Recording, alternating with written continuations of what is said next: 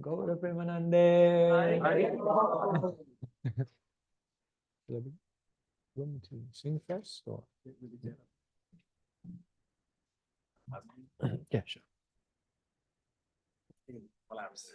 Oh, it collapsed. You can put it here. Just put it here. You can just put it here. Hare Krishna, everyone. So happy to be here with you. Yeah, you can take this out. Okay. Yeah, that's fine. Adjust. So yes, very happy to be with you. I was telling the devotees yesterday, the only time I heard of Seattle was the movie Sleepless in Seattle. So I was sleepless last night in anticipation of meeting all of you. So I'm so happy to be here. We're in the US for 1 month, and somehow by Srila Prabhupada's causeless mercy, we have the opportunity to travel around the world and try to share something with devotees. But actually, I really feel that wherever we're coming, we're learning from all of you, your incredible devotion. You have so many responsibilities, life is so busy, but still you live such a Krishna conscious life. And this is really, really wonderful. People like me, we ejected ourselves from the world because we couldn't balance.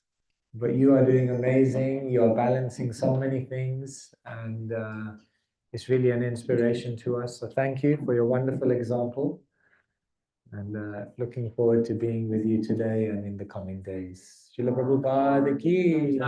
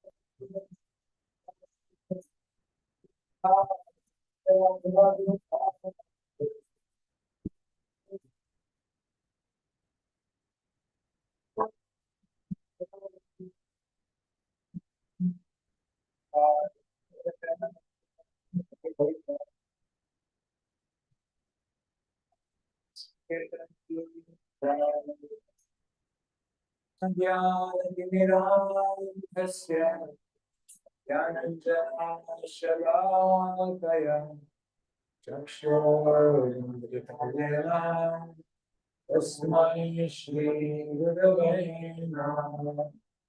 श्रीचैतन्यमनोभीष्णं स्थापितं येन भूतले स्वयं भूताय ददाति स्वापदान्तिकम् वन्देऽहं श्रीगुरवं श्रीयुतापदकमलं श्रीगुरं वैष्णवांश्च श्रीरमां सागरजातं सागरावनाथं वेदान्तं सजीवम् साधकां सागरगोविन्दं सहितं कृष्णाय चैतन्यदेवं श्रीराधा कृष्णदां श्रीविशाखां विनाश हे Krishna करुणास्तु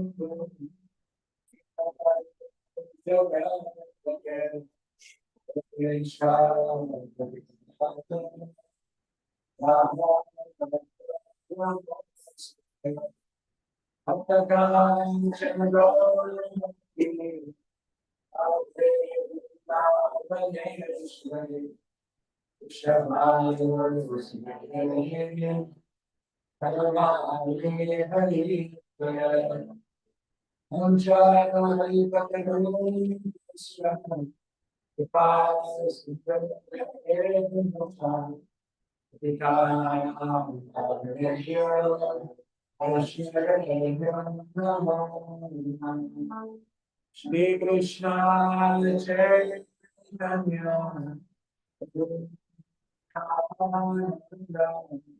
Shri Advaita Shri Hare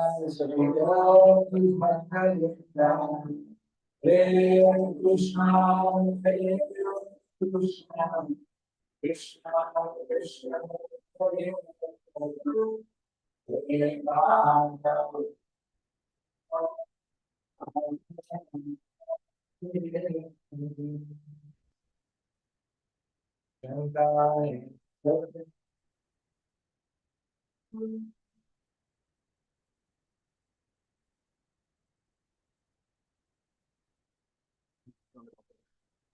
Just keep it on the top of this, yeah. Begin now? Yeah. Hare Krishna, everyone. So thank you so much for coming. Just with the, is there echo on the sound system? Or it's okay? Can you hear me? Otherwise, it sounds like the Akashvani.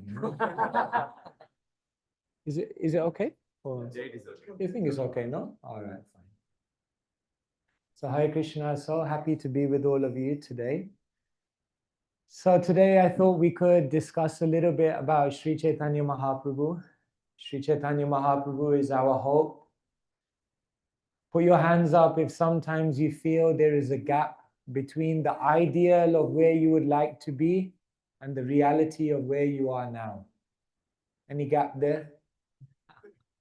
And then sometimes we feel by my chanting, by my endeavor, by my study, by my austerity, will I really be able to make up that gap? One devotee said to me, my japa, my mind during japa time is like a horror movie. So our mind, our determination, our strength is very, very less. Bhaktivinoda Thakur says, Ekaki amar nahi paya bal. Alone, no strength. But together with the devotees and together with the devotees in the Sankirtan movement of Sri Chaitanya Mahaprabhu, miracles can happen. And therefore, if sometimes you think, I don't know if I will make it, I'm very far, I've been trying for so many years, and you feel like you're becoming hopeless, then never become hopeless, because Sri Chaitanya Mahaprabhu is there. And Sri Chaitanya Mahaprabhu can change everything. He is known as Karuna Avatar, isn't it? There are different words in Sanskrit for mercy. Karuna, Kripa, Daya. Karuna has a very, very specific meaning in terms of mercy. Kripa means mercy that you have to beg for. Gurudev, Kripa Bindu Diya, please give me one drop of your mercy. But Karuna is a very, very special type of mercy that you don't even have to beg for. Even if you don't want it, it still comes. Isn't it? Like if you go to Mayapur, usually if you want to get the mercy from the Ganga, then you have to come down from your room, you have to go to the Prabhupada Ghat, and then you have to go and take bath in the Ganga. But then there's certain times of the year where even if you're sleeping in your bed and the alarm goes off and you don't wake up, the Ganga floods. And then the Ganga starts coming into your room, even though you didn't want it. This is Karuna. Karuna means mercy, which comes almost even though we are not fully desirous or we're not endeavoring. The reality is that most people in the world don't know about Sri Chaitanya Mahaprabhu, isn't it? How many of you, before meeting the Hare Krishnas, knew about Sri Chaitanya Mahaprabhu? Anyone? Maybe one. Bengali?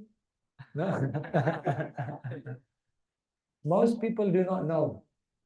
Even I remember when I came to the Mana and I came into the temple room and I saw the picture of Panchatattva, Sri Chaitanya Mahaprabhu, I thought, why is Jesus Christ here? To me, it looked more like Jesus Christ than anything from the Vedic tradition. One time I was even in the Mana, we have the altar and we have Shri Radha Gokulananda, Sitaram, Lakshman, Hanuman, and then in the middle we have Gaur-Nitai. So one time I was taking darshan and then a new family had come, so one of their family members was showing them. She said, and this is Radha and Krishna, and this is Sita, Ram, Lakshman, Hanuman. And then I was listening. And then they looked in the middle and said, and this is Love and Kush. I looked, I said, that's innovative, but not exactly accurate. So most people don't know about Sri Chaitanya Mahaprabhu. But Lochan Das Thakur tells us, Sabai Avatar, Sara Siromani, that of all avatars, Mahaprabhu is not just an avatar. Gauranga and Nityananda are not just the avatar, they're Sara Siromani, the crest jewels of all the avatars. Because it's said that when the Lord's hunger gets to its most intense point, then the Lord comes as Sri Chaitanya Mahaprabhu. In Satyayug, the Lord came as Nrsingadev, isn't it? And from that pillar, Satyam Vidhatum Nijapritya Bhashitam, to make the words of his devotee Prahlad true, the Lord came and destroyed Hiranyakashipu. But after that incarnation, the Lord thought, I've expressed such fatherly love towards Prahlad, to protect him, to nourish him, to save him from the clutches of his father. I wonder what it would feel like to experience that kind of love from a father myself. I had no father. I came from the pillar. So then it said in Treta Yuga, the Lord came with this greed that I want to experience the love of a father. I want to be the child. So then in the next Yuga, the Lord came as Ramachandra. And there, as Ramachandra, the Lord experienced the great love of Dasarath. Just a side point, in Orissa, they used to do plays. In villages, they used to do plays. And it said that when you do the play, the mood of the character enters into you. So one time they were doing the Nrsingadev play, and the person who was playing Nrsingadev entered into him. And in the middle of the play, he was about to rip the person, like literally. So they had to stop the play. So then when next festival came, they thought we better be careful what part we give this person. He's like dangerous, you know. So they thought we'll give him a non-violent part. We'll tell him to be Dasarath. So he became Dasarath in the play. And then the point in the play where Ram was exiled and he felt that acute separation, this person in the play, he fainted out of separation and he left his body. His Holiness Govinda Maharaj tells this story. So I'm just warning you for future dramas. Be careful. So the Lord came as Ram and he experienced the fatherly love of Dasarath. But still the Lord had agreed. He said, yes, I have experienced Vatsalya Ras. But I'm experiencing brotherly love, but Lakshman is my junior. He is like reverential towards me. And I've experienced conjugal love with Sita Devi. It's very beautiful, but this is in marriage.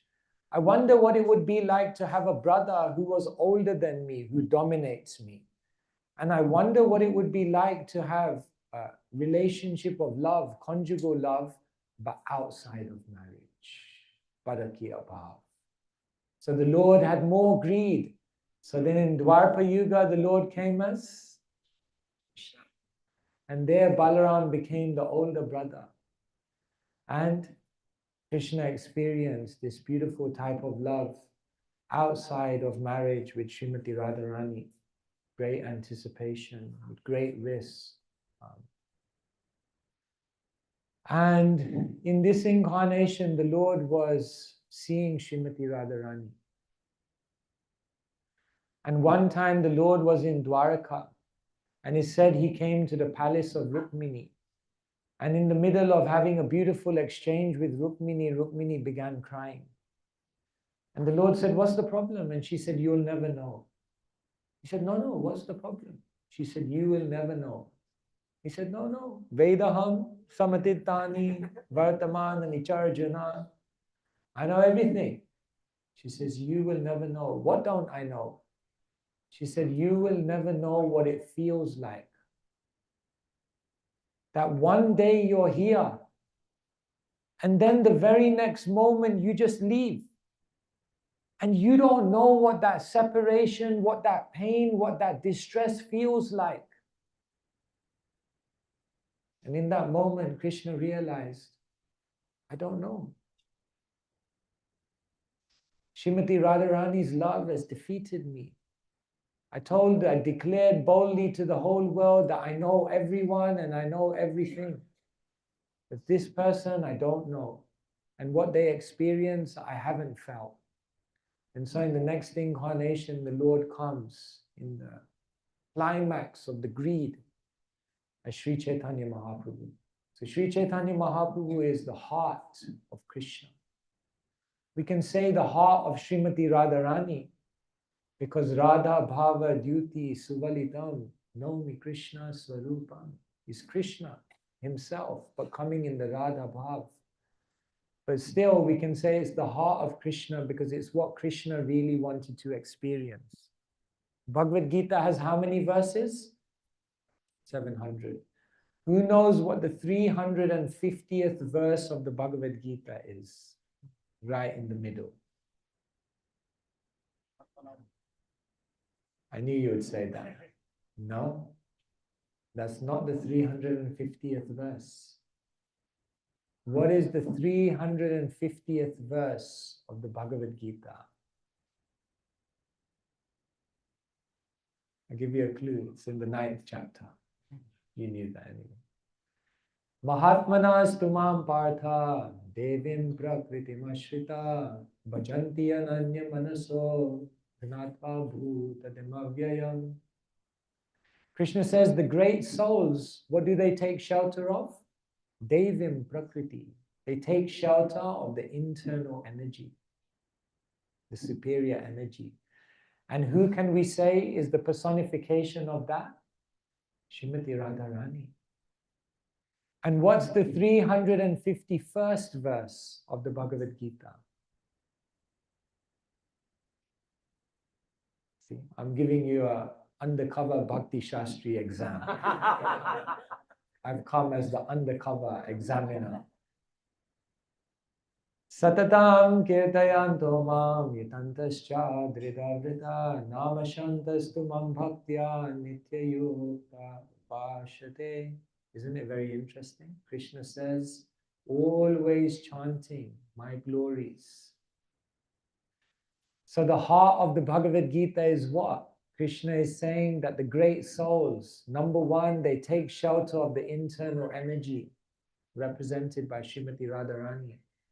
And number two, what do the great souls do? They're always chanting. So Krishna thought, I also want to be a great soul.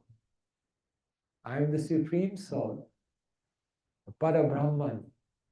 So in my next incarnation, I will live out these two things that I tell the world they should do. I will take shelter of the mood of Srimati Radharani, and I will always chant Krishna's names.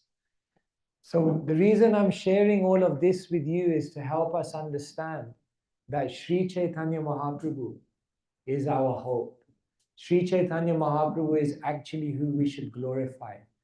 Gaur Kishore Das Babaji, he says, when you go to a kingdom, you don't glorify any other king. You only glorify the king of that kingdom. So now we're in Kali Yuga, you should only glorify Sri Chaitanya Mahaprabhu, actually. If you read a beautiful book called Chaitanya Chandramrita by someone called Prabodhananda Saraswati, then you can see how much in love with Chaitanya Mahaprabhu he is. He says, Nishingadev, what was the point of that incarnation? Vamandev, what was the point of that incarnation? Varahadev, what was so brilliant about that? The real thing is that the Lord has come as Sri Chaitanya Mahaprabhu. Now invest the entirety of your consciousness in Sri Chaitanya Mahaprabhu. So Sri Chaitanya Mahaprabhu enters our lives, and the devotees, they are trying to ensure that Sri Chaitanya Mahaprabhu enters into everyone else's life. In the UK, we had one temple in Scotland, and what they were trying to do is get everyone in the country to say Mahaprabhu's name, Gauranga. Can you say Gauranga? Louder, Gauranga! They wanted everyone to say Gauranga. So they would find ingenious ways to get everyone to see and say Gauranga. One of the things they would do is they would go on the bridges, on the highways. Here you can see. And what they would do in the middle of the night is they would go with a bucket of glue and some pieces of paper and put Gauranga. So if you go to the UK today, if you go in the north of the country, under practically every bridge, not every bridge, many bridges, there's Gauranga, and thousands of cars go by and they see. So once I was distributing books in one of these towns, after I distributed a book, I said to the person, can you say Gauranga? He said, Gauranga, I know Gauranga. I said, really? He said, yes. I said, who's Gauranga? What's Gauranga? He said, Gauranga, that's that construction firm that makes all the motorway bridges. So I was thinking, actually, he's not wrong, because Mahaprabhu does make a bridge after all, no? He bridges us from this world to the next world. So like this, they would get everyone to say Gauranga. See this? They would buy all the advertisement spaces on the bus, and then they would drive through, encouraging everyone to chant Gauranga. And then what happened is they met one software engineer, and he made computer games. And they convinced him that somehow in the computer game, you have to put Gauranga. So he made a computer game called Grand Theft Auto. Have you heard of this? And what happens in Grand Theft Auto is that at some point on the racetrack, sometimes Hare Krishnas appear. And if you run the Hare Krishnas over with your car, then Gauranga comes up on the screen. You got the tattva a bit wrong, you know, like you don't want to run over the devotees. So now hundreds and thousands of people say Gauranga when they see the computer game. We have to understand this is all Mahaprabhu's pastimes. Mahaprabhu, he enters people's lives without them even knowing. Because in this age, we're very unwilling. Actually, we're dragging our feet. We don't want to really go back home, back to Godhead. But Sri Chaitanya Mahaprabhu, by his causeless mercy, he paves a way. He forces us, force feeds us with mercy. And so the more and more we develop our love, our appreciation, our connection with Sri Chaitanya Mahaprabhu, then our spiritual life moves forward. Today, what I want to share with you is a little bit of the background of how Sri Chaitanya Mahaprabhu appears and how Sri Chaitanya Mahaprabhu, who's not just known as, not just unknown as the Supreme Personality of Godhead, but also who's unknown in terms of his philosophical contribution to the world. These things are not known about Mahaprabhu. But today I want to share with you a little bit about the whole history of our parampara from Krishna up to the present day. I'm going to try and do it in 30 minutes and see if all of you can memorize every single step. So if anyone asks you, what is the history from Krishna 5,000 years ago to today, 2024, you should be able to give the whole history and understand it. Does that sound good? Okay, so you have to pay attention because there will be an exam at the end of this. So, Krishna resides in the spiritual world beyond this temporary manifestation, and we are living in the Ekapad Bhuti, the 1/4 of the creation known as the material world. One time, a devotee came to Srila Prabhupada and said, why did Krishna even create the material world? And Prabhupada looked at him and said, because you wanted it. Yes, because we wanted it. We had a desire, and therefore Krishna creates the material world. And when Krishna descends from the spiritual world into the material world, what do we call that?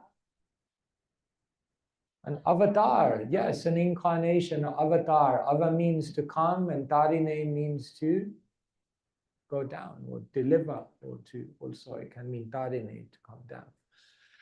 So avatar literally means when the Lord comes down. So there are different avatars, there are different teachers. Our deep desire is to escape somewhere else. You see, they ask people the top 4 ways in which you relax. And you know what the top 4 answers were? Number 1, watch a movie. Number 2, go to sleep. Number 3, go on holiday. And number 4, take intoxication. What do these 4 activities have in common? Escape. They're all an escape. When you take intoxication, you forget your life. When you go on holiday, you forget your life. When you watch a movie, forget your life.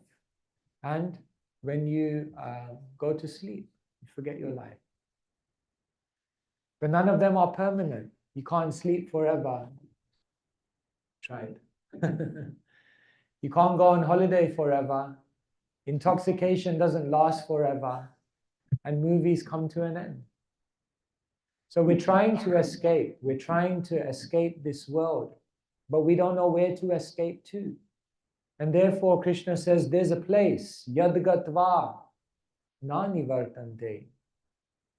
These places are not nani vartante. From these places you have to all come back.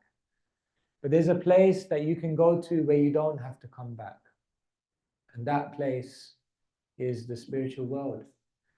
And so the Lord comes, and he comes at different times, places, and circumstances, either individually or he sends his messengers. And all of them give the same message, but in a way that's relevant to the people of the time. So I'm not going to go through all of this, but let me just. So Krishna came 5,000 years ago. Yada yada hi dharmasya glanirбhavati bharata abhyutanam tadatmanam srijamyaham. Krishna says, whenever there is adharma, whenever there is a rise of irreligion, at that time, srijami, I manifest, I appear myself. So, Krishna appears in this world, dharma sansthapanarthaya, and he establishes dharma. But the interesting thing is, the Bhagavatam tells us, Krishna svadham upagate dharma jnana divisaha. This is very interesting. Krishna says, I come to this world to establish dharma. But when I go back to my abode, svadham upagate, then what happens? Dharma and jnana leave with me. So someone will say, what's the point? First you say you come to the world to establish dharma, but then what you say is that when you leave this world, dharma leaves. So then what was the point? Was there a point? What is the solution? There's no dharma. Krishna is left. So in what sense did Krishna re-establish dharma within the world?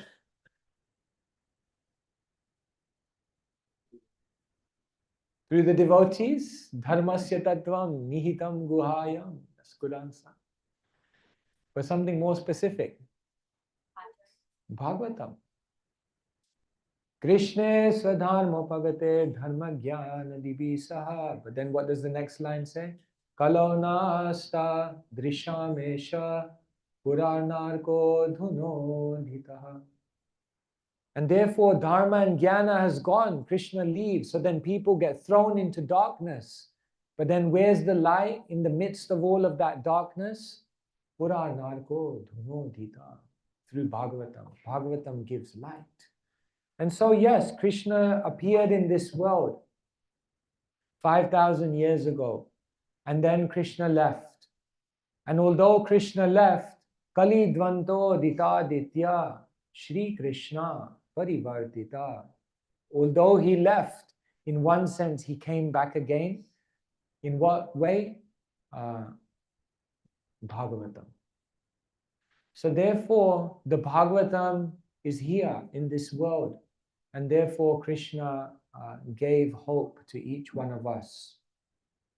But what happens is that when a great soul leaves, or when the Lord leaves, then immediately after there is a period of confusion. There's a period of degradation. People forget the essence. People get distracted into side things. And what happens is that the pure teachings become compromised. And so it's said that after Krishna left this world, although Bhagavatam was there, although Shastra was there, what happened is there was a decline of the tradition. And on the left-hand side, I'm telling you what's happening in the Vedic tradition. And on the right-hand side, we're also seeing side by side what's happening in the rest of the world. So, as Judaism is founded, one of the oldest world religions, then what's happening in the Vedic world is that Bhagavatam and Veda Shastra are there, but what's happening is that there's gradually a decline, a degradation. And one of the main degradations that happens is that people start utilizing the Shastra for their own materialistic desires. And one of the most cruel and one of the most destructive ways in which that's done is to cause harm to other living beings. And so, because people are using the Vedas, misusing the Vedas for their selfish, materialistic, violent desires, so then what happens is the Lord comes again as Buddha. Keshava Dhrita Buddha Sharira Jaya Jagadisha Hare. The Buddha is actually very, very mystical because it's said there are two Buddhas actually. And I won't go into the details of it, but we can say our teachers almost, sometimes when they're presenting it, they conflate the two stories of the Buddha. But essentially, Buddha came to the world who's Krishna himself. But what did Buddha do? He came to teach two main things, ahimsa and nirvana. Ahimsa means the principle of non-violence. That until and unless you're non-violent, until and unless you're sensitive to others, until and unless you're able to put yourself out of the center, then there is no opportunity to advance spiritually. And in order to do this, what he did was he rejected the Vedas, because people were misusing the Vedas to become violent, misusing passages of sacrifice in order to just fulfill their sense gratification. And so the Buddha said, reject the Vedas, forget the Vedas. What you have to really do is live sub-religious principles. And so the Buddha taught the Four Noble Truths, and the fourth noble truth he taught people was to follow the Eightfold Path. And like this, Buddha actually, although seemingly to act against Krishna's will, was paving the way to reintroduce pure spiritual principles again. Isn't it like sometimes if you have a building and it's very damaged, then instead of trying to renovate it, what do? You just bulldoze the whole thing. Bulldoze the whole thing and rebuild it again. So similarly, this is basically what the Buddha did. He basically took the Vedas out and he said, just follow these principles. And after the Buddha came, then there were different emperors, and particularly the Emperor Ashoka. And Ashoka, he traveled all over India and he spread Buddhism. So in this period, after the Buddha came, Vedic religion was actually being subjugated and Buddhism was becoming very, very widespread.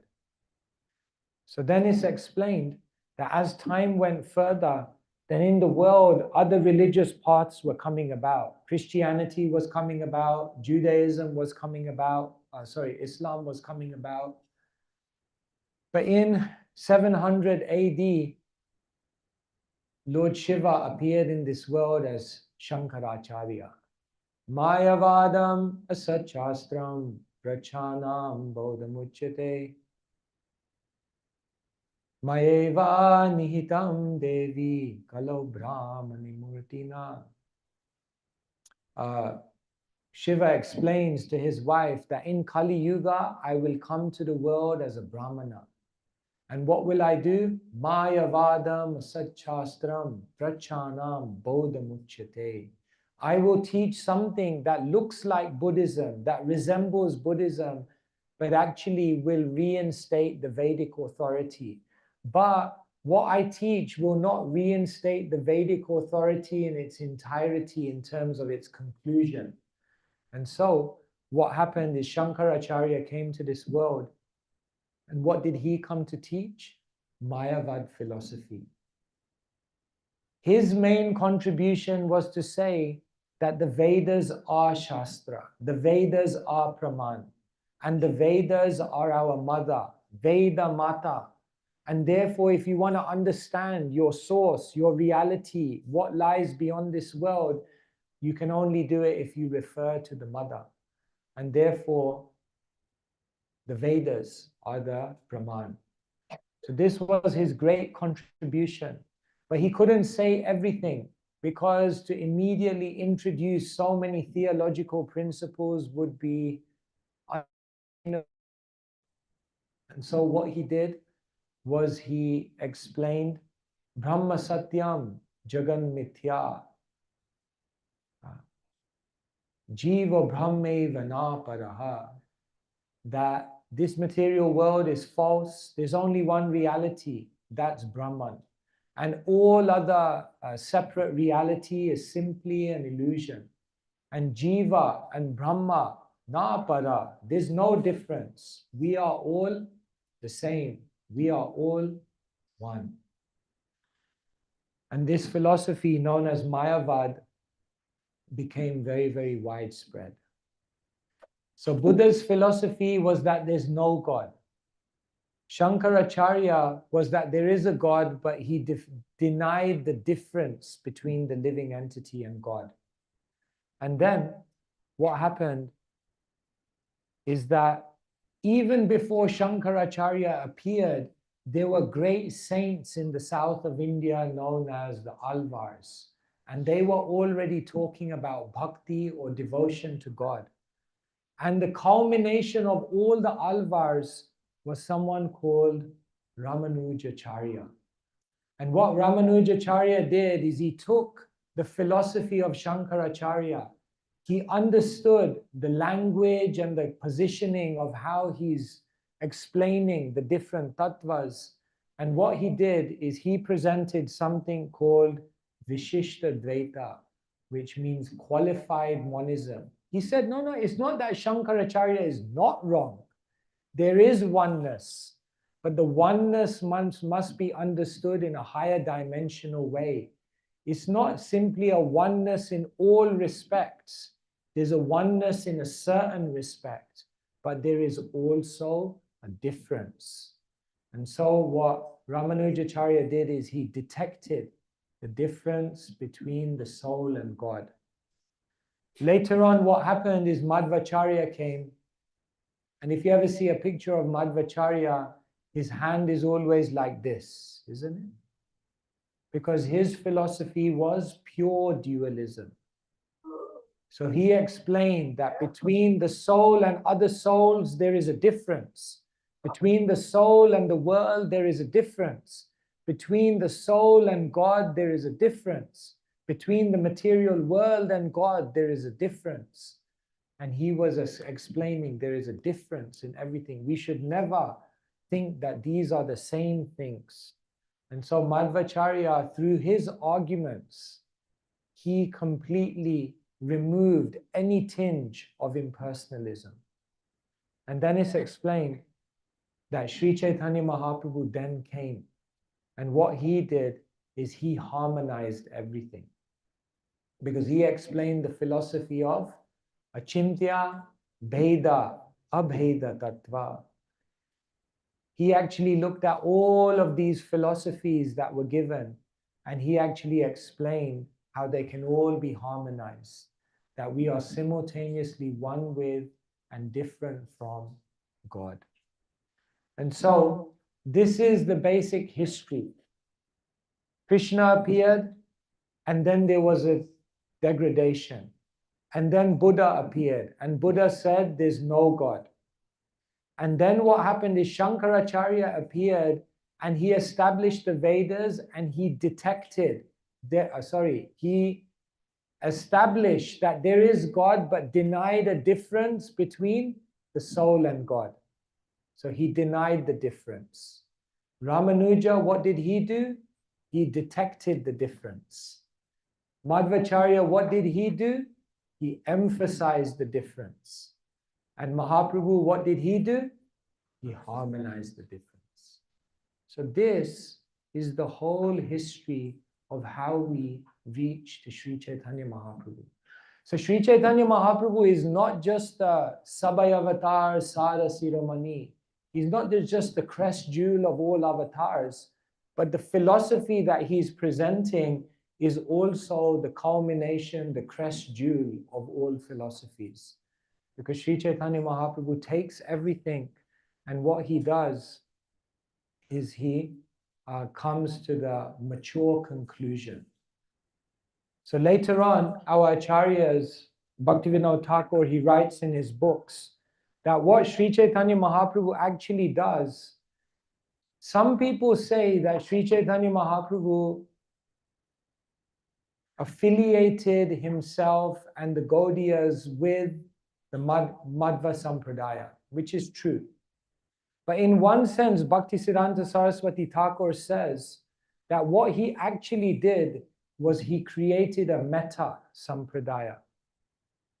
You understand the concept of a metta sampradaya? It means there are 4 sampradayas, but in one sense, Mahaprabhu's Gaudiya sampradaya sits above all of them. Because not only did he harmonize all their seeming theological differences, but what he did is he took different principles from each one, that each one emphasized, and he brought all of that together in the Gaudiya Sampradaya to share with the world the sweetest experience of bhakti. And Sri Chaitanya Mahaprabhu, he actually met representatives from each one of these sampradayas in his pastimes. Where did Sri Chaitanya Mahaprabhu meet the representatives of the Madhva Sampradaya? Anyone know? In Udupi, yes, in Udupi, Sri Chaitanya Mahaprabhu, when he was traveling, he arrived there, and in Chaitanya Charitamrita, they're called the Tattvavadis. This is the followers of Madhva. And therefore, Sri Chaitanya Mahaprabhu had a conversation with them. Where did Sri Chaitanya Mahaprabhu had a conversation with the followers of Ramanujacharya? Sri Rangam, because he met Vyankata, and there they had this beautiful conversation where Mahaprabhu asked him, if your Narayan is the same as Krishna, then why is it that Lakshmi wanted to enter into the rasa dance? And before Vyankata could reply, Mahaprabhu gave the answer. Siddhantatas tvabedepi Shrisha Krishna Swarupayo Rasanot Krishyate Krishna Rupamesha Rasastiti. In Siddhanta, abhede, there's no difference between Sri Isha, Narayan, and Krishna. In Tattva, there's no difference. But when it comes to rasa, Krishna is very special. And therefore, Mahaprabhu introduced to Vyankata the sweetness of God. Where did Mahaprabhu meet someone who was a follower in the Vishnu Swami Sampradaya? Anyone know who that was? Vallabhacharya, yes. In Jagannath Puri, Sri Chaitanya Mahaprabhu met Vallabhacharya. And to Vallabhacharya, he actually humbled him. And he explained how his followers have actually understood the true essence of Bhagavatam. And Sri Chaitanya Mahaprabhu also met someone from the Nimbarkacharya and had a very famous conversation with him. Anyone know who that was? This one most people don't know. This was before Mahaprabhu took sannyas. Keshav Kashmiri. Keshav Kashmiri later on is revealed was a follower in the Nimbarka Sampradaya. And remember, he came to Mahaprabhu wanting to have a debate, and Mahaprabhu completely humbled him. So Mahaprabhu actually met representatives from all the four Vaishnava Sampradayas. And what he did is he took the essence of everything, and then he harmonized it and presented the most sweet and also the most powerful means to actually develop a relationship with Krishna. And so Gaudiya means those who come from Gauda. But other commentators say Gaudiya means Gaur, Jagri. Because Gaudiya doesn't just mean the Sampradaya which comes from Gauda, but it means the Sampradaya which is very, very sweet, in which one can have a very, very beautiful, intimate connection with Krishna. So, those who are followers of the path of Sanatana Dharma, whoever they are, they accept the Bhagavad Gita, they accept the Vedas, and specifically from the Vedas, they will say the Bhagavad Gita is the essence. Followers of the Vedas say there are prasthanatrayi, three things which must be commentated on. And of all of those things, Bhagavad Gita is said to be the most crystallized form of Siddhanta. So those who are followers of Sanatana Dharma in the Vedic tradition, they all accept the Vedas and they're all followers of the Bhagavad Gita. But within the Vedic teachings, there are different sampradayas, isn't it? There are different practices. There are Shaivites, there are Shaktas, there are Smartas, and then there are Vaishnavas. So of the Vaishnavas, all of the Vaishnavas worship Krishna or Vishnu, and all of them accept Srimad Bhagavatam as the beautiful illumination of Krishna's character. And within the Vaishnavas, there are different types of Vaishnavas, isn't it? Sri Sampradaya, Pushti Margis. So we are Gaudiya Vaishnavas, and then we follow Sri Chaitanya Mahaprabhu. And specifically, of all of Sri Chaitanya Mahaprabhu's 27 biographies, he said that Chaitanya Charitamrita is the essence, the final word, one scholar says. And so now can you see why Srila Prabhupada translated Bhagavad Gita, Srimad Bhagavatam, and Chaitanya Charitamrita? Because these are the three most essential scriptures which form our identity. The Bhagavad Gita gives the Siddhanta. The Srimad Bhagavatam gives illumination on Krishna's character. And the Chaitanya Charitamrita allows us to understand how it is in this Kali Yuga that we can actually connect in a relationship of love. And so this is a brief history. Let me say one final thing. After Sri Chaitanya Mahaprabhu appeared in this world and he spread all of these teachings, then what happened is he demonstrated "Ei mata bhakta bhav kori angikar, apani hi achari bhakti korila prachar." It's explained that the Lord came as a devotee to demonstrate how to actually achieve love for Krishna. And after Sri Chaitanya Mahaprabhu demonstrated, then what happened is the Goswamis of Vrindavan, they documented. Mahaprabhu demonstrated what pure love of Krishna looks like. But then what the Goswamis did is they documented that in their books. How can that be achieved by anyone in any status of life? So in the 15th century, Mahaprabhu demonstrated. In the 16th century, the Goswamis documented. Then in the 16th and 17th centuries, the three acharyas, Srinivas, Shyamananda, and Narottam, what did they do? They took the books of the Goswamis and then they went to all different places and they distributed that love to many, many people. And therefore, they were the next link in the chain. And then in the 17th century, Vishwanath Chakravarti Thakur appeared. Vishwanath Chakravarti Thakur, commentators tell us, was a reappearance of Rupa Goswami because he knew how to reveal rasa to the world. And so what Vishwanath Chakravarti Thakur did is he wrote many, many commentaries. And what he did was he deepened the experience of love. And then in the 18th century, Baladev Vidyabhusan appeared. And there was an attack on the Gaudiya Sampradaya from the Sri Sampradaya who said, how can you call yourself a Sampradaya? Because you don't have a commentary on Vedanta Sutra.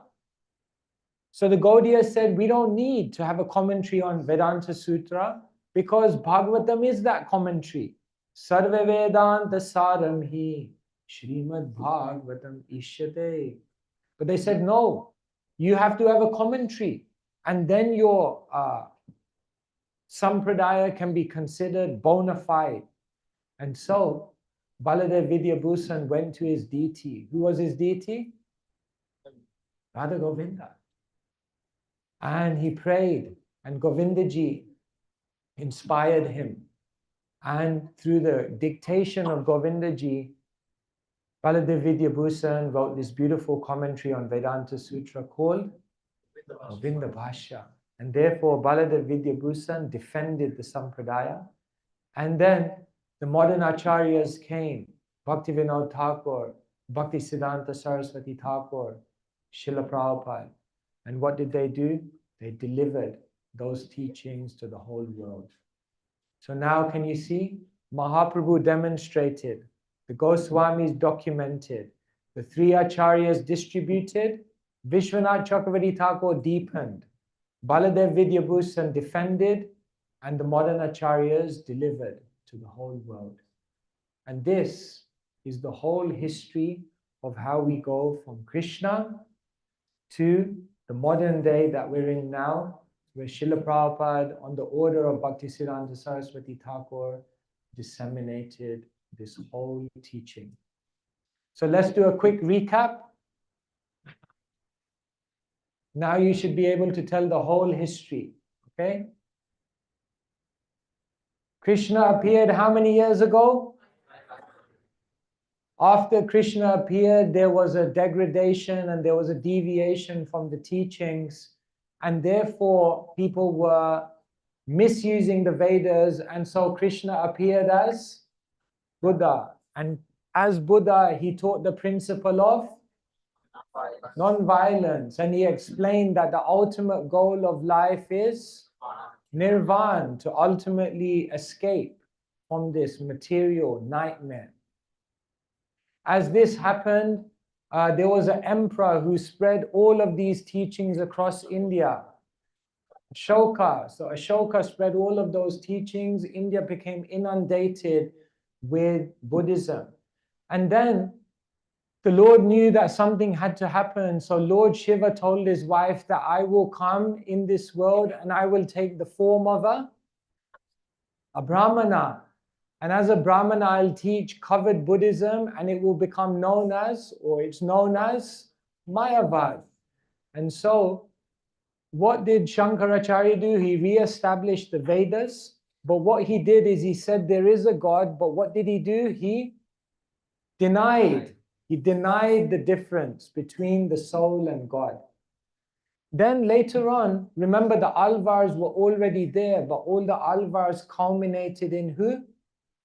Ramanujacharya.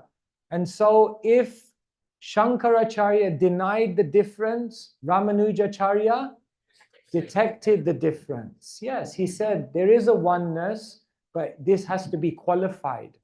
And therefore he detected the difference. Later on, Madhvacharya came and he emphasized the difference, isn't it? Sorry, I gave that one away. He emphasized the difference by preaching pure dualism.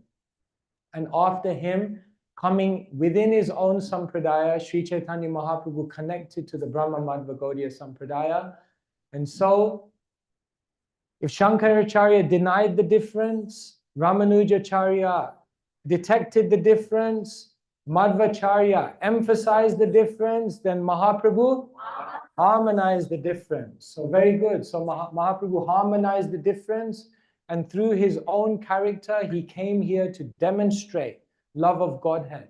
If he demonstrated love of Godhead, then the Goswamis documented love of Godhead. They wrote that down, how everyone can practice it. And then the three Vaishnavacharyas, what did they do? They distributed it. They went to Orissa, to many, many places, and they distributed it. And then Vishwanath Chakravarti Thakur, what did he do? He deepened it because he wrote so many commentaries on the Bhagavatam, commentaries on all the Shastras. And when there was an attack on the Gaudiya Sampradaya in the 18th century, then Baladev Vidyabhusan came, and what did he do? He defended it. And then the modern acharyas came, and out of their unlimited compassion to want everyone to have access to this, what did they do? They delivered it. And therefore, we arrive here today, 2024, in Seattle, and now we know how we got here. So this is a small summary of Sri Chaitanya Mahaprabhu, his contribution, and how being connected to this incredible sampradaya is the greatest fortune that we've received in our lives. And therefore, by all means, we must worship Krishna. But Prabodhananda Saraswati says, Yatha yatha gaura padara vinde, that only when you dive into the oceanic pastimes of Sri Chaitanya Mahaprabhu, if you go to the depth of that ocean, then you will collect the jewels. And when you emerge from that oceanic pastimes of Mahaprabhu, then you will find yourself on the banks of Sri Vrindavan Dham. In other words, there's no way to go to Vrindavan. There's no way to achieve that pure love for Radha and Krishna in this very, very beautiful way which transcends reverence and ritual. There's no way of getting there unless and until one develops their relationship with Sri Chaitanya Mahaprabhu. Sri Chaitanya Mahaprabhu ki, Sri Prabhupada ki. Hare Krishna, Krishna Krishna, Hare Hare, Hare Rama, Rama Rama. Shri Prabhupada ki jai. Thank you so much. Hare Krishna.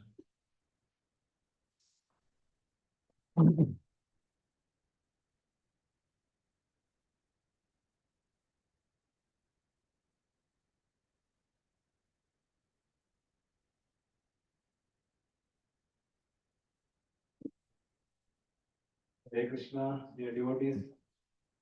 I think our congregation is destined to have unlimited positive mercy of Mahaprabhu. Just on the way, Maharaj was inspired to speak about Lord Chaitanya, and I was recollecting how it have happened. As we know, a few months ago, this guy Samrendra Prabhu was here covering detail on Sajjusuna Astakams. Then Rajvihari Prabhu was there. A few days ago, he covered life lessons from Mahaprabhu. So I think we are continuing that mercy is still receiving. So Maharaj was inspired to speak about Mahaprabhu, and we know that we published for Uddhav Gita. So most of you are here, know very well Maharaj. Just a quick introduction about Maharaj. At the very young age of 15, he had a spiritual search and came in contact with Bhagavad Gita. At the age of 21, after graduating from University of College London, he went as a spiritual quest to India and joined the movement full time at Bhaktivedanta Manor. And he has been studying very deeply the Sanskrit and all the Vedic books given by our Gaudiya Acharya Parampara. And he has been authoring. He has authored more than 10 books. So we are very fortunate that His Holiness Swami Bhagavan Keshava Maharaj is here, and all of us were very eagerly looking forward for his association.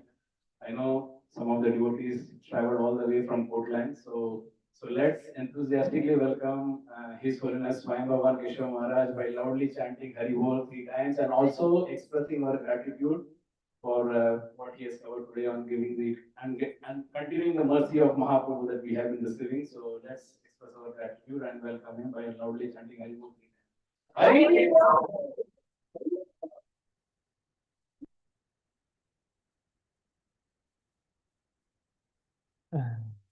We can do Kirtan for a few minutes and we'll get the arrangements done. Yeah. Would anyone like to ask any question? Okay.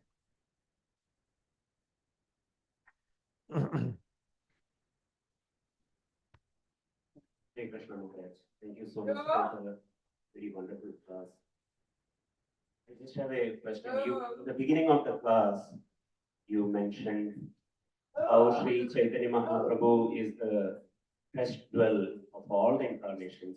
He is the only one to be worshipped.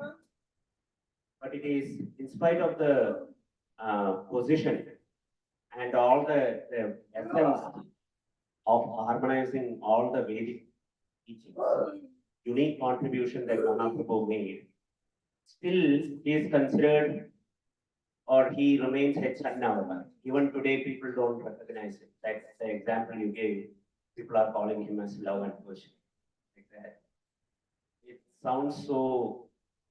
How to understand this? Because that even though he is a fresh jewel, he is not known so much. Thank you so much. Yes. So Sri Chaitanya Mahaprabhu comes to this world and he should be the focus of our attention, but he comes as a covered incarnation. So the Bhagavatam explains, Krishna Varnam Drisa Krishnam Samgopam Gastra Parshadam Yagye Sankirtaner Prayer Yajanti Hi Sumedasha. That in this age of Kali, the Lord comes as Akrishna. He comes in a not blackish form, in a golden form. And this verse tells us that the real way to worship and honor Sri Chaitanya Mahaprabhu is how? Yagye Sankirtaner Prayer. So actually, anyone who's chanting the holy name, anyone who takes up the process of Sankirtan, then what's happening is they are worshipping Sri Chaitanya Mahaprabhu. And therefore, although the world doesn't know about Sri Chaitanya Mahaprabhu, the world will eventually know about Sri Chaitanya Mahaprabhu. But the way it will happen is that first the holy name will spread. Pritivite ache yata nagara digram sarvatra prachara hoibe maranam. So what will happen, just like we saw, the buses, the bridges, already people are worshipping Mahaprabhu. They may not know the glories, they may not know the depth of it. They just may not know anything, but still, because they're chanting the holy name, they're already in contact. And in this way, although it seems that the world doesn't know Mahaprabhu, gradually through the holy name of Krishna, everyone is connecting to Sri Chaitanya Mahaprabhu. And so the holy name of Krishna will ultimately be the way in which everyone makes that connection. Does that make sense? Yeah. So sometimes people they're becoming attracted and they don't even know. I can give you an example. Once I was in Nigeria. So I was in one market, in one Nigerian village, like town. Anyway, then I looked on the table, there were so many things there. And then in the corner, there were Little Krishna DVDs. You know this cartoon, Little Krishna? So then I thought, this is an undercover devotee doing bridge preaching. So I said, Hari Bol. And he looked at me like, Hari Bol. So then I realized he's not a devotee. So I said, what's this? He said, what? I pointed at the Little Krishna. I said, what's this? He said, this is amazing. I said, what is it? He said, there's this boy, Krishna. And he goes into the sky and then he pulls the demons down and then he sucks the life out of another demon and then he throws his fist in the mouth of another demon and he runs around and he plays. And he was giving me full Bhagavatam Katha. African, Nigerian person. So I said, wow. I said, who is this? He said, this is Krishna. I said, who's Krishna? And he looked at me and he said, I don't know who Krishna is, but he's a bad man. He said, I have no idea who he is, but he's amazing. And I realized, my God, he has no idea who is Krishna. But he saw the cartoon. He thought, I can make some money from this. So he burned it onto a DVD and he was selling it. Amazing. So people are becoming attracted. They have no idea. Sri Chaitanya Mahaprabhu, like that, he captures without us even knowing. That's why Sri Chaitanya Mahaprabhu is such a special incarnation.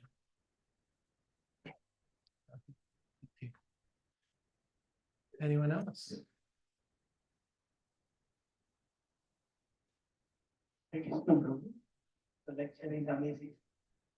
Prabhu, recently I went to India and I went to Sringeri and Udupi. And when I went to Sringeri, some of the followers like Shankaracharya, in the conversation they were telling that Bhagavad Gita was re-established by Shankaracharya.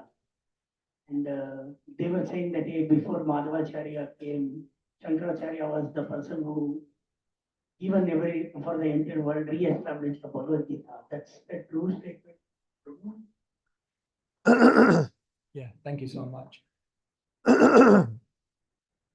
So when Shankaracharya was 16, actually when Shankaracharya was 8 years old, then he took sannyas when he was 8.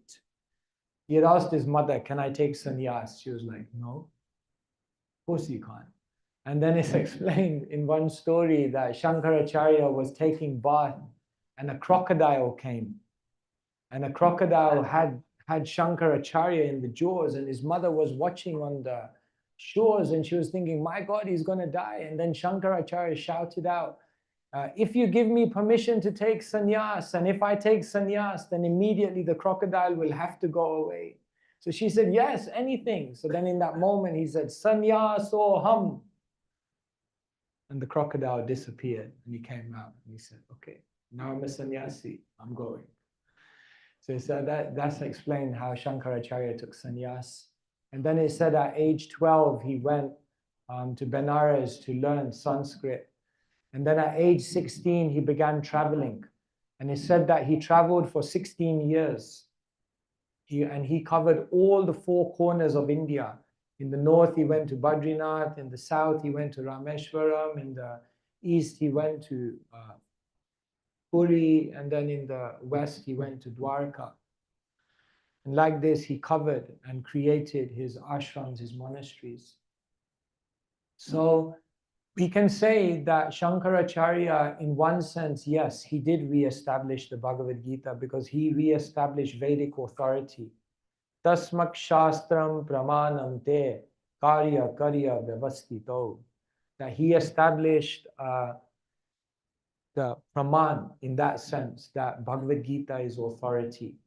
And therefore, even if you look at the end of the introduction of Srila Prabhupada's Gita, then he quotes many, many verses that Lord Shiva cites to Parvati, which is the Gita Mahatmyam. And there, for example, he will say, Maline Moshanam Pumsham Jalashnanam Dine Dine Gita Shakret Bhashi Shnanam Samsara Malanashanam. That just as every day one takes bath with water to cleanse the body, then similarly every day one should bathe their mind in the words of the Bhagavad Gita. So in one sense we can say yes, that's true, because he established Vedic Praman, re-established Vedic Praman. Bhagavad Gita was already in existence, but he re-established its Praman. Okay. Yes. Oh yeah. Yeah. Thank you for presenting in a very structured and harmonious, a lot of harmony with philosophy. Thank you. So how long will the Vaishnavism spread into the future? You told what happened till now. So what's the future? Look into the crystal ball. Bhaktivinoda Thakur explains that after Mahaprabhu comes, there is 10,000 years of what we call a Satya Yuga within the Kali Yuga. So he explains that although Kali Yuga is going in a certain direction, although it's going in a direction of degradation, in this short period of 10,000 years, relatively short, there will actually be a mini Satya Yuga established. And so that's the information we really have about the future. And then as we understand, according to the predictions of Bhagavatam, 12th canto, then we understand that after that period where the teachings and the process that Sri Chaitanya Mahaprabhu has given, after that begins to decline, and then Kali Yuga again sets in. So we are actually, sometimes I ask people, when did Sri Chaitanya Mahaprabhu's pastimes take place? 500 years ago? Wrong. Mahaprabhu's pastimes are taking place even today. Adya piha shay leela kaha gaur roy anapana bhagyavan dekhi bhagyavan. Bhaktivinoda Thakur says Mahaprabhu's pastimes are going on even today. Kona kona bhagyavan. But who is that fortunate person? That fortunate person will be able to take part in that unlimited, that mystical, memorable, moving drama. Therefore, Prabhupada said that actually ISKCON is the latest chapter of the Chaitanya Charitamrita. You're all in.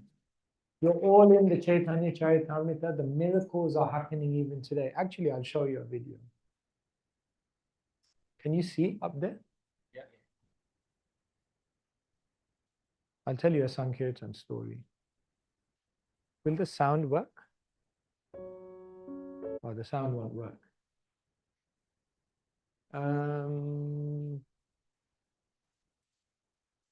Okay. I'll just tell you a Sankirtan story. once we were going out on book distribution, and so 6 of us were in the van, and 5 of us fell asleep. Luckily, the driver didn't. So finally, the engine stopped, and we all woke up.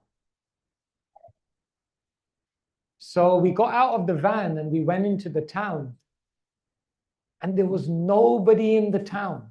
I'm like talking like literally nobody. So we looked at the driver and we said, "Did you bring us to the right place?" So finally we found one person on the street and we said, "Is this the town, Plymouth?"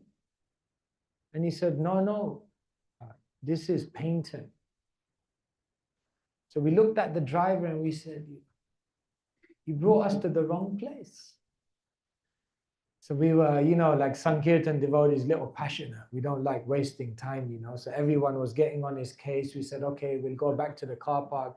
Anyway, then as we were walking back, he said, No, there must be some reason Krishna brought us here." Whenever someone makes a mistake, they become very philosophical. So he said, "There must be some reason Krishna brought us here." So he said, we must be here to meet someone. So we were like, "But there's no one here to meet." He said, "Let's try and stop one person." I said, "First you have to find one person." Anyway, as we were having this argument, one man was walking down the street. So we all looked at him and we thought, he's the one. So he came up to us, 6 of us surrounded him. Said, "How are you?" He said, "I'm good." 6 people around me, And then we said, and then one of the devotees brought a chant and be happy and said, "We're monks, we give these books out." He looked at the book and he said, "I was just reading this 10 minutes ago on the beach." We said, "What do you mean you were reading this?" He said, "I got this book 2 months ago. And ever since then, I've been reading it." And he said, "The book changed my life. I stopped drinking, I stopped smoking, I stopped all activities that were degrading my soul." And he said, in the back of the book, it said that you had to chant Hare Krishna, but I didn't have any beads. So I made my own beads. We said, "Have you ever met any devotees of Krishna?" He said, "I've met Srila Prabhupada." We said, "Yeah, we know you've read the book, but have you met anyone?" He said, "I've never met any of you guys before." He said, you've never been to a temple?" "Nothing, no. But reading and chanting." You want to see? This is the person.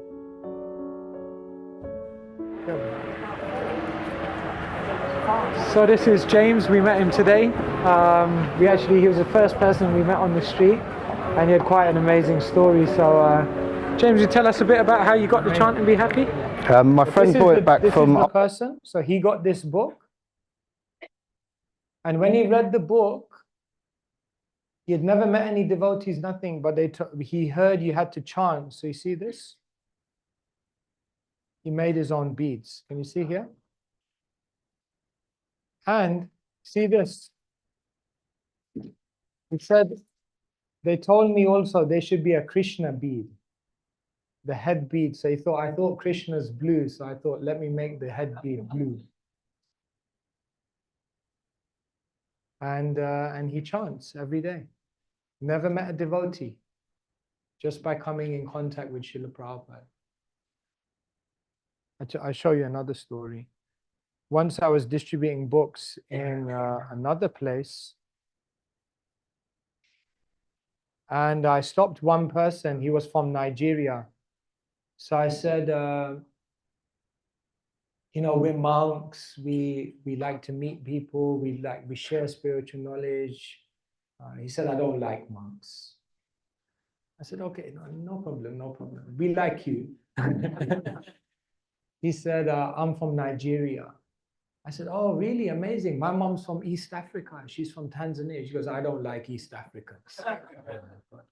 This guy's hard, Then I said, no, no, it's, but, we help people to relax. He said, I'm very relaxed. And then, this was the person. And then I was looking at him and see if you can see what I saw. As I was speaking to him, I saw something and I was like, wow. See if you can see. Oh, you're not sharing? Oh, okay. Sorry, 1 second. So, share. Okay, can you see now? Yeah. Okay, so I stopped him. So this was the person. So I was having this guy, he was so serious. It was just, I couldn't make any jokes, like make it, like, it's so serious. And then I looked at him and I saw one thing. See if you can see what I saw.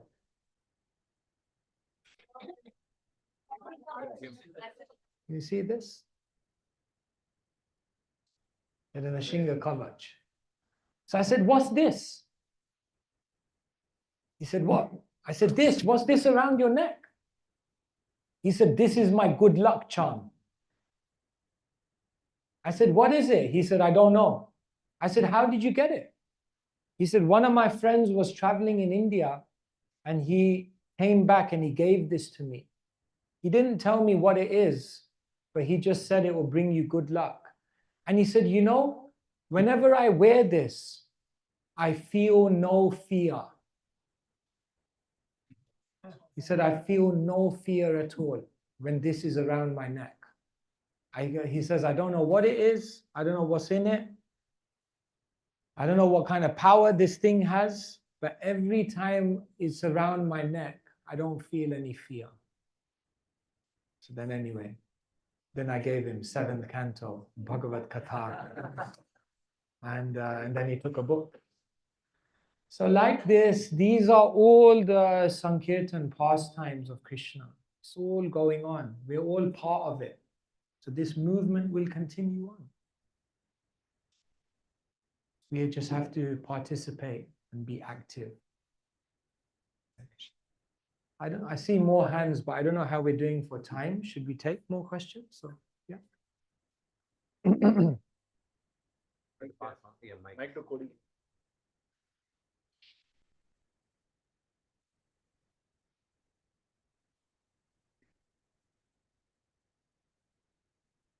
Raju, thank you so much for you.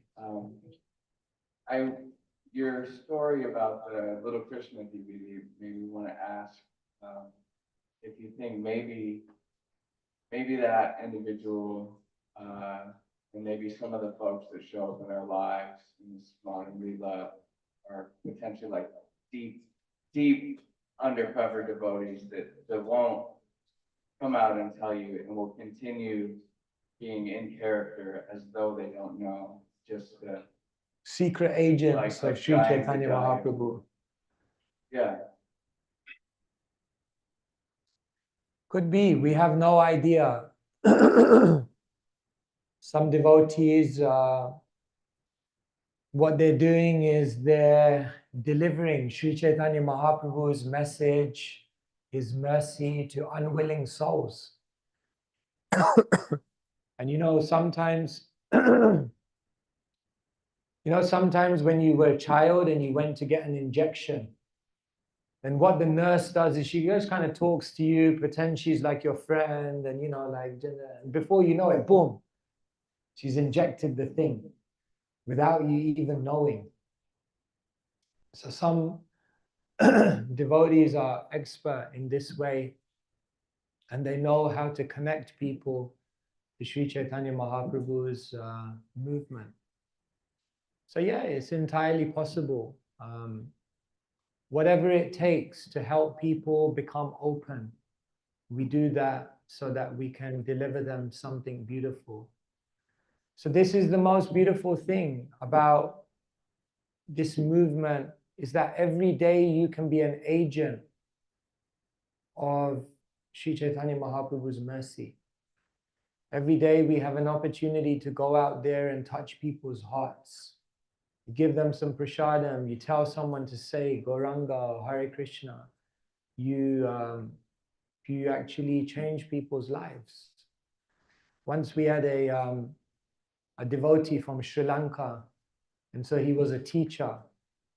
So you know what Sri Lankan surnames are like, it's like it's like a long. So the head teacher said to him that, we don't want to discriminate, but I mean, this surname is too difficult for all the kids to say.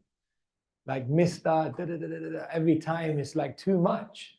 So they asked him, do you have a simplified version of your name? So he said, yeah, they can just call me Mr. Goranga. And so the whole day, the kids are like, Mr. Goranga, Mr. Goranga, Goranga, Goranga, Goranga. And the whole day, they're chanting Mahaprabhu's names. So they get benefit. So like this, if you're expert and kind and compassionate, then in direct or indirect ways, you can introduce people and change their lives.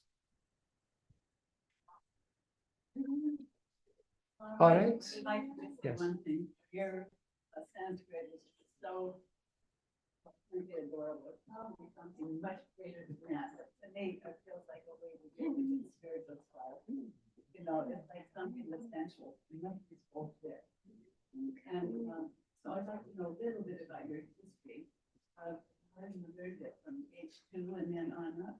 How did you come into this world and speak in Sanskrit? Well, I do not know Sanskrit. I don't know Sanskrit. Sometimes my pronunciation is also off. I didn't have that benefit and fortune of learning. To be honest, most things in my life I've kind of just, in English they say, winged it. Just kind of just. Actually, many more devotees who are much more learned than me, many more devotees who are more scholarly, more intellectual. I kind of picked up a lot of things hearing from other devotees and just trying to copy and imitate. And that's, I guess, what I do with Sanskrit as well. So, but it's a beautiful language. And there's a power when we say the verse. We could say it in English, but there's a power when we say it in its original sound vibration, because it's what emanated from Krishna's mouth. It's what emanated from the mouths of the great sages. And so it carries a special power. But yeah, I can't pretend to you, I am not a scholar. I'm not a Sanskritist. Just a simple person who tried to pick up some things along the way. And by Srila Prabhupada's unlimited mercy is able to try to share it. Did you know the meanings of Sanskrit? And then you can say it in English. It just really helps it. Yeah. No, Sanskrit is a beautiful language. It's I tell people it's a humorous language as well. For example, in Sanskrit, land animal is called a mriga. Ga means to go. So it means one which goes on the land. A bird in Sanskrit is known as kaga because it goes in the sky. So if a land animal is known as mriga, a bird is known as kaga. Imagine what a tree is known as. Naga. No go. Doesn't go anywhere. Stand still. Very, very humorous language. Well, for example, there are 3 things in Sanskrit known as dvija. So dvija usually means someone who's taken second initiation, like a twice born, Brahmin initiation. But there are 2 other things in Sanskrit known as dvija. One is the teeth, because the teeth are born and then they fall out and then they're born again. So dvija can also mean teeth. And there's another thing in Sanskrit known as dvija, that's a chicken. Because a chicken is born, right? The egg is hatched, so it's born. And then it comes out from the egg, so it's twice born. So Sanskrit is very, very beautiful. It's every word has so much meaning. Like in Sanskrit, the word for gratitude is krita gya. Very beautiful word. Gya means to know, and krita means an activity. So the Sanskrit word for gratitude literally means to know what has been done for you. So beautiful, isn't it? So like this, it's yeah, it has so much meaning. Thank you. Hare Krishna. Thank you. We've been hearing your classes for a few years, and this is our blessing to have you in person.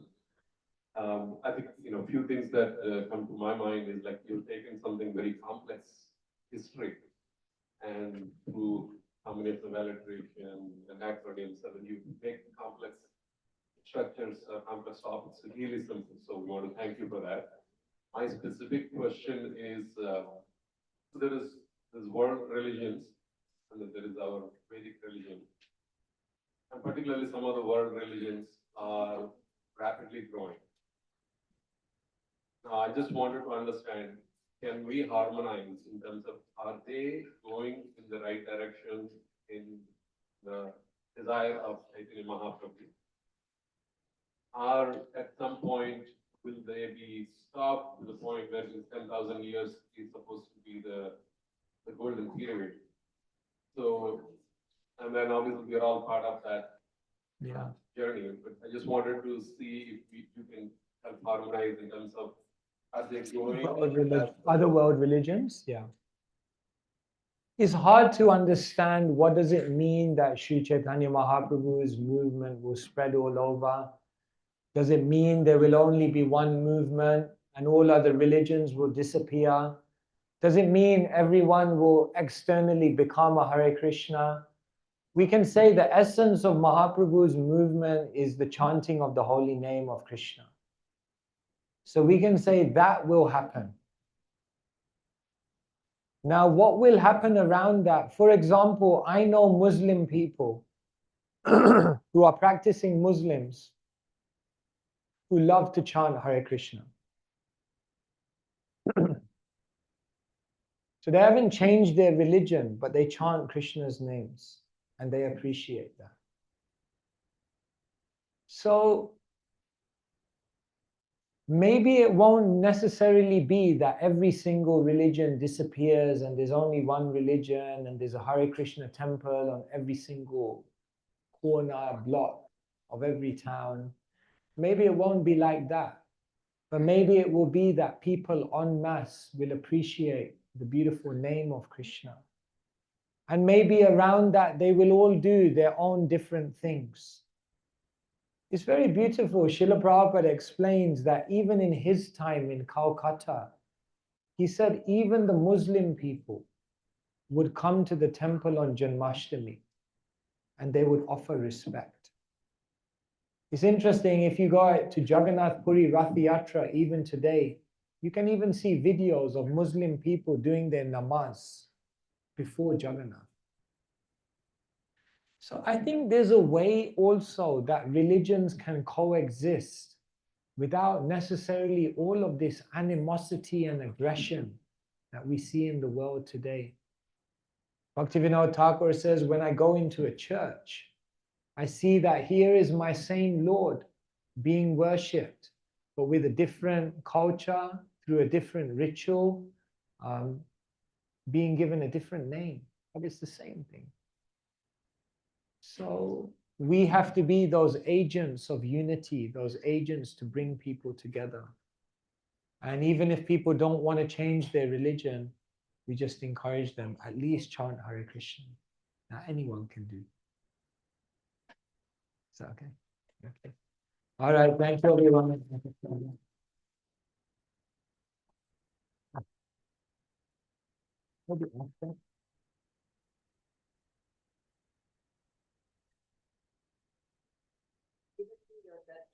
Oh, okay. And I want to ask only one thing, in your words, I want to listen.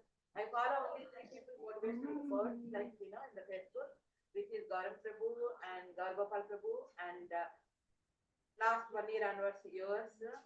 When I lose the hope, it motivates me words, your valuable words. And through your mouth, I want to listen. I'm very fond of Kadambakaran Maharaj Kirtan. And his qualities, I would like to hear, that he's compassionate and so much I heard through one of the devotees. But through your mouth, I want to listen. Maharaj, please, can you please share, Thank you so much for your kind words. My glorious spiritual master, His Holiness Kadambakaran Maharaj, what can I say? He was someone who loved Sri Chaitanya Mahaprabhu. Sri Chaitanya sorry. Sri Chaitanya Mahaprabhu's mood of kindness, Sri Chaitanya Mahaprabhu's mood of compassion, Sri Chaitanya Mahaprabhu's mood of not judging others, and Sri Chaitanya Mahaprabhu's mood of wanting to spread Krishna consciousness all over the world. He was someone who very much embodied this. So I saw practically in his life from morning to evening, all energy, all effort was expended in serving others and connecting people to the Sankirtan movement. So he was a real follower of Sri Chaitanya Mahaprabhu, and nobody in this world is self-made. We are all made of the mercy of the Vaishnavas. And so if I look at my life and anything that I'm able to do, practically I can say it's only because of his kindness, his mercy, his faith. Someone once said to me, the greatest gift you can have in your life is someone who has more faith in you than you have in yourself. And so because of his faith, because of his empowerment, because of his kindness, because of his broad-mindedness, then he opened up many opportunities for me to serve Krishna.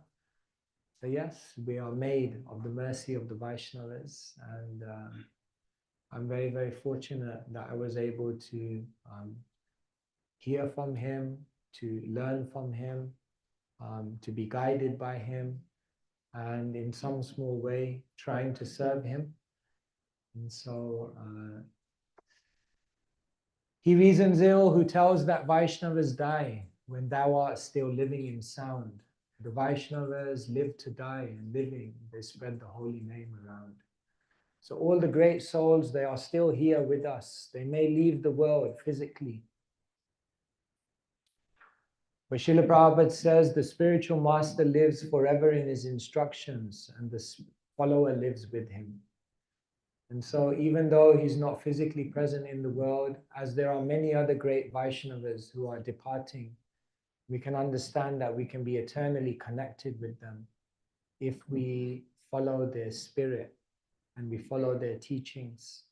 And in that way, yes, we miss him, but he's eternally present as we participate in the Sankirtan movement of Sri Chaitanya Mahaprabhu. Hare Krishna. Thank you so much.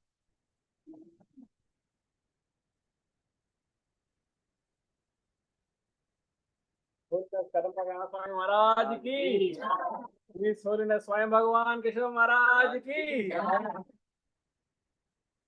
Hare Krishna, everyone. Thank you so much. So we have, as Prabhu was mentioning, Maharaj has actually authored 10 books, and we have 4 of them with us here today, if anyone would like to purchase them after.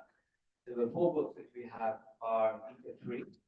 So Maharaj has created this life guide. It's really incredible. It's so practical. There's over 50 different thought experiments, meditations, and life hacks in this book. And it really encompasses most of the teachings of the Gita whilst helping us navigate